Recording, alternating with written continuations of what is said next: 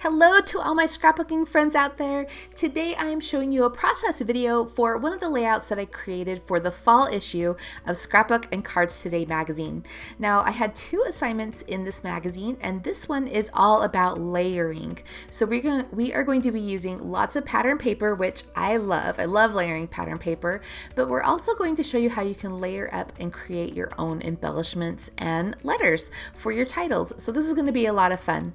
Now the collection that I'm going to use today is the Die Cuts with a View Pocket Full of Flowers paper pad. I love this pad. It's got a primary color scheme to it, but also it's a bit muted. It also has those soft colors of like soft mint green, there's turquoise, there's a blush pink in here. So you're not getting that elementary school feel. It's really, really pretty. Of course, there's lots of flowers, leaves, butterflies, and I think it's just perfect for these photos that I'm scrapbooking today. Now these photos are a fall theme. They're back to school photos of my daughter, and I love that she's wearing a shirt with wildflowers on it. It goes perfectly with these pattern papers, but also it's this orange color, so I thought it would work very well on this orange paper with the blush stripes. I'm going to be flipping through these papers a lot, so you'll see all the different beautiful patterns. This is one of my very favorite paper pads, and so I'm starting off here with my photos. I'm sort of working front to back. I've got these two photos, one of a full shot of her outfit and then one closer up of her cute smile.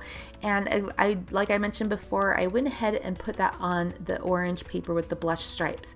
Now I wanted the photos to stand out a little bit from one another, so I did matte one of those photos on the navy daisy paper. I love this daisy paper. It's got the white flowers with the red centers, and so that just helps that one photo to stand out from the other one, even though they are printed at the same size.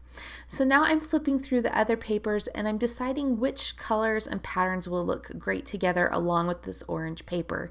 You can see that I've selected a mint paper with the blue dots for the background, and then I found this white pretty floral. It has more of an open weave or an open pattern to it, and now I'm selecting some other papers to go with it. Now as you layer up your papers and pick them to go with one another, you can do what I'm doing here.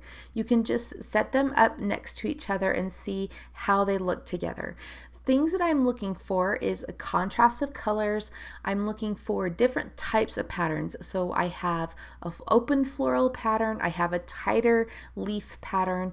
I have more graphic patterns like the polka dot and then that blush grid. So we're looking for a contrast in not only colors, but types of patterns, and then also the scale of the patterns. Like I mentioned, some of them are more open and graphic. Some of them have a more organic feel like these florals, and even with the two different florals that I've picked so far, one is more open and loose, and then that leaf pattern is tighter together. So those are all things that you can look for as you choose your patterns. Now paper pads can be difficult to scrapbook with sometimes because they don't include additional embellishments for you to purchase that coordinate with the pattern papers. But we can also look at this as an opportunity to dig into our stash and use supplies like dyes and leftover embellishments from other collections that coordinate with these colors. Or I'll show you today how you can use the larger scale patterns within the paper pad to create your own embellishments. For example, so far we have cut out that pocket and flower shape from one of the cut apart cards, and I'm going to use this as a large embellishment to the left of my photos. Right here I'm just picking out some, I'm going to mat these papers, start matting and layering up these papers. You can see that I did the tonal paper, the yellow behind the orange, and now I'm going to offset this leaf layer with the tighter teal and green and navy leaf pattern. Now sometimes you see those busier patterns and you're kind of worried, like, how am I going to use this, or how is it going to look on my page? When you layer up your photos like this, you're really only seeing a little tiny sliver of that pattern behind your photo, and so it's not as overwhelming as you think. If you use just a little piece of those papers peeking out, it's going to look better, and the papers that are a little more plain or a little more open, you can use larger pieces. Here I have gone and stitched around the 2 layers, that blush grid and that white floral paper. So we're adding texture there with those stitching. And now I'm just dry fitting all of these layers and deciding if I need to add a pop of color. I thought, you know what, we need some bright yellow to tie in with that yellow layer behind the photo. So I found this other yellow paper with the florals on it, and I'm going to use this as a strip behind all the other layers and kind of anchor, add a horizontal line to anchor everything. I did cut apart one of the strip papers. I loved that this one had gold foil on it, so it just adds a bit of shine and ties back into the gold foiling details on that pocket that I cut out from the cut apart cards. So I'm going to layer that behind, and I did go ahead and zigzag stitch along the 2 pieces of that, or the 2 patterns on that cut apart strip, just to appear as though I've stitched those together. So I mentioned that I dry fit my layers together, and that's what I'm doing here. And as I get them into place, I just lift up a little piece of the layer and start adhering corners together so that things don't move. Then once I get them kind of tacked together loosely, I can go back and add more adhesive. So most of my layers I like to keep flat to the page, especially when I have lots of pattern paper layers. But then I will start popping up my embellishments. You see that I went ahead and used thin foam tape to pop up that pocket to the left of the photos. And now I'm heading over to some fussy cut flowers. These were all cut out from one of the large scale floral pattern papers that came in that paper pad. So that is one thing you can use those large scale patterns for, is just cut them out with your scissors. It does take time. I actually love to fussy cut. I know some people don't, but I find it very relaxing. And so I'll just turn on a show or something like that. Usually a show that I don't have to watch, right? Because I'm concentrating on fussy cutting. So maybe like Friends, you know, the Friends reruns that you've seen a million times that you can just kind of listen to, or maybe a podcast, and then you just sit there and cut out all of the different elements. So here I'm layering up some flowers all together in the bottom right corner of these photos, and I'm just, anytime I want a leaf or something like that, I'll go back and find one and just cut it out and add it to this page. So here the flower cluster is looking awesome. We've fussy cut all of those little flowers and layered them together to create our own embellishment. And now I'm going to continue looking for other pieces that I can use as embellishments.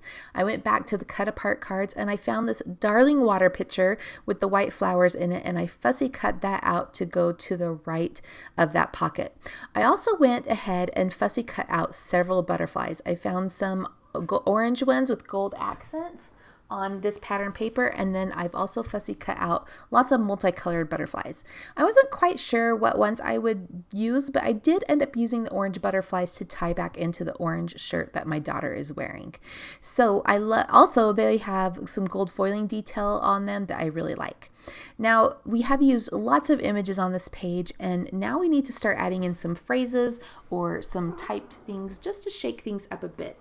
So I went back to the cut apart cards. I found this phrase that says keep growing, and I'm going to add that to the right of the water pitcher. I think this is a great phrase for the first day of school because it is the beginning of the year. She's about to learn a whole nother year of things, and yes, we want them to keep growing, keep learning, and of course enjoying the little moments like that pocket says. So I'll go ahead and add that there, and we'll keep moving forward.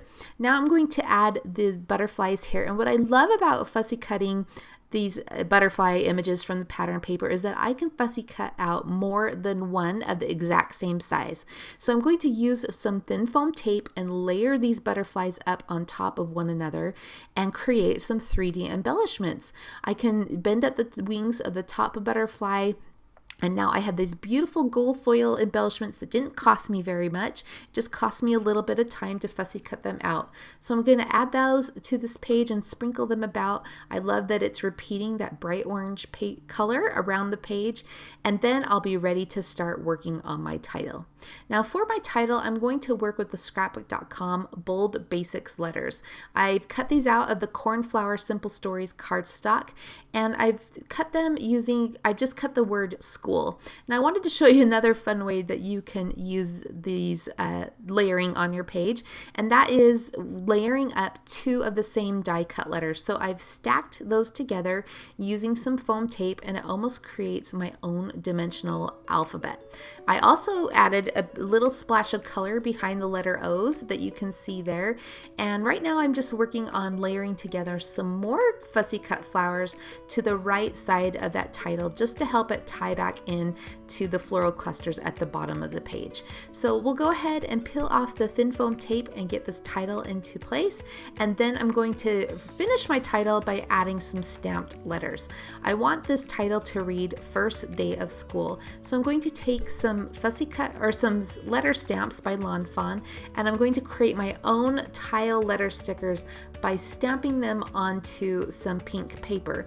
I chose some pink solid paper from the paper pad, and then I first stamped them all out with some red ink, but I wanted it to tie back in down to that keep growing phrase in the bottom that has the orange letters. So I went back and stamped them again with some orange ink on that solid pink paper, and then I will just slice these letters apart, creating my own tile letter stickers, so to speak, and I'll just adhere them right on top of the red ones that are already on the page.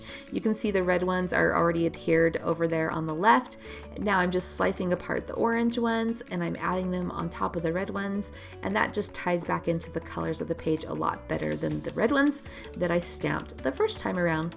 So I'll add a few journaling strips, just really simple, my daughter's name and age and the school she was at in this particular year, of course the date as well, and then I finished it off with a few decorative brads from my stash.